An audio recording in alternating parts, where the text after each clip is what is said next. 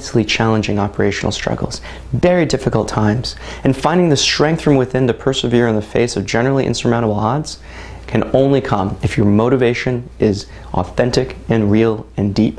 You can't build a business just for the pursuit of money, because money alone will not give you enough motivation to get through the decade necessary to really build a company that can make a difference in the world.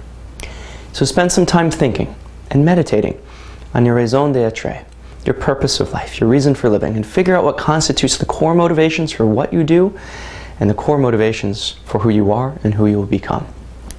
Know in advance who you want to become, and then you can begin to direct your life rather than letting outside factors control you. Direct your life to your definite chief aim, as Napoleon Hill said in his 1928 book, Think and Grow Rich. Let who you are and what you believe come out in all that you create.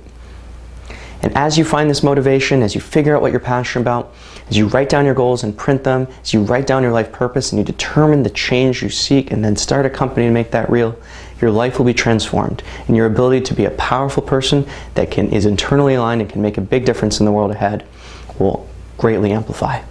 Thank you for watching this section on finding your entrepreneurial motivation.